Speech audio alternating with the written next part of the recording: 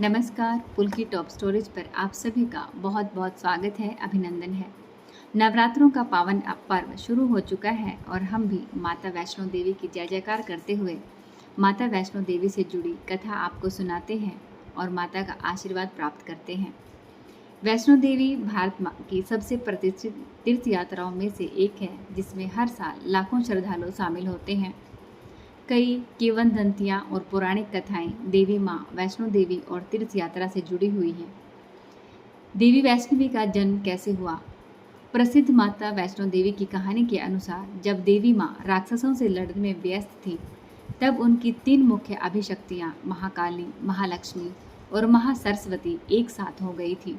उन्होंने अपने सामूहिक तेजस या आध्यात्मिक शक्ति को एकत्रित किया। सामूहिक तेजस में एक चकाचौंध कर देने वाली सफ़ेद रोशनी उभरी। इसी सहवास से एक युवा लड़की प्रकट हुई।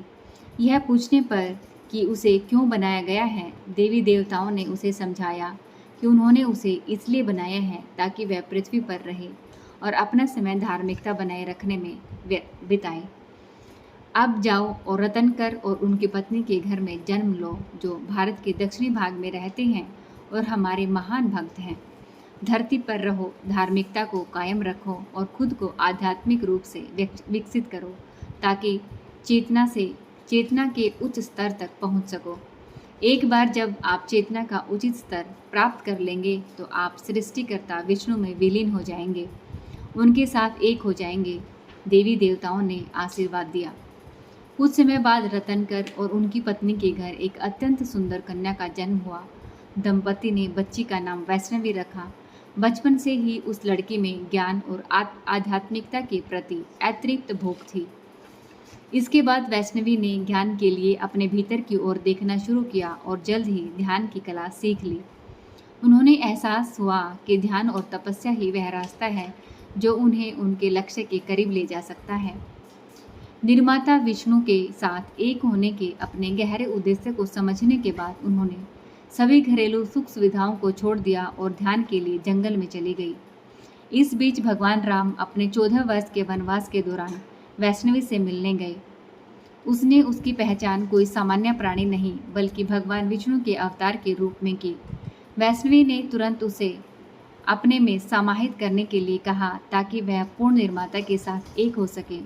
भगवान राम जो जानते थे कि यह समय सही नहीं है, उन्होंने देवी को रोका। उन्होंने उनसे कहा कि मैं भेष बदलकर आपके पास आऊँगा और अगर आपने मुझे पहचान लिया तो इस जन्म में आप मेरी पत्नी कहलाएंगी। ऐसा बोलकर राम वहाँ से चले गए रावण से युद्ध करने के लिए और माता देवी तपस्या करने लगी। तब राम ने लंका को जीतकर एक उदाहरण पेश किया और आते आते एक साधु का रूप धारण किया। जब राम देवी के पास पहुँचे तो देवी ने उन्हें पहचान नहीं सकी। तब राम ने अपना असली रूप दिखाया और देवी को बहुत पछतावा हुआ कि वो राम को पहचान नहीं पाई। तब राम ने देवी से कहा कि अंततः कलयुग में उचित समय आएगा जब वह कल की अवतार में होंगे। राम ने उन्हें ध्यान करने और त्रिकुटा पहाड़ियों के आधार पर एक आश्रम बनाने के लिए भी कहा। वैष्णवी ने जैसा कहा गया वैसा ही किया और उत्तर भारत में त्रिकुटा पहाड़ियों में अपना आश्रम बनाया। तब से ही देवी वहाँ तपस्या में लीन है। उनकी महिमा दूर दूर तक फैलने के बाद महायोगी गुरु गोरखनाथ, जिन्हें भगवान राम और वैष्णवी प्रकरण का दर्शन प्राप्त हुआ था, ने अपने सबसे योग्य शिष्य भैरवनाथ को उनकी खोज करने के लिए कहा। आश्रम का पता लगाने पर भैरवनाथ ने गुप्त रूप से वैष्णवी को देखना शुरू कर दिया और वैष्णवी की असाधारण सुंदरता पर मोहित हो गया। वह वैष्णवी को उससे शादी करने के लिए उकसाने लगा।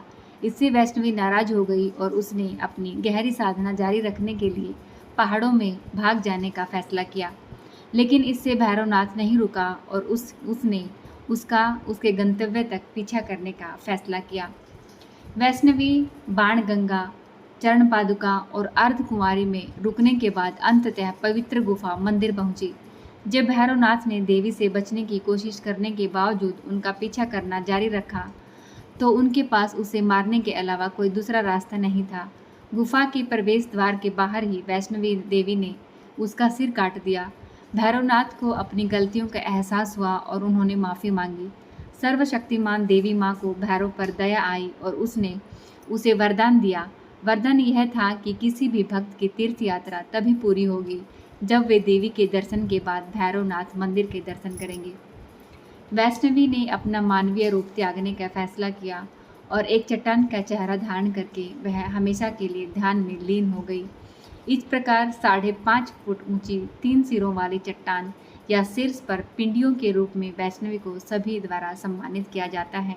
इन पिंडियों में पवित्र गुफा का गर्भगृह शामिल है, जिसे भी श्री माता वैष्णवी मंदिर कहा जाता है, जहां भक्त बहुत धार्मिक रूप से प्रार्थना करते हैं। तो यह थी माता वैष्णवी के जन्म की कहानी और उनके पवित्र गुफा में रहने का कारण और कहानी। आपको माता वैष्णवी का आशीर्वाद प्राप्त रहे, आपके घर परिवार पर माता की कृपा बनी रहे। इसी के साथ हम आपसे विदा लेते हैं। जय माता दी।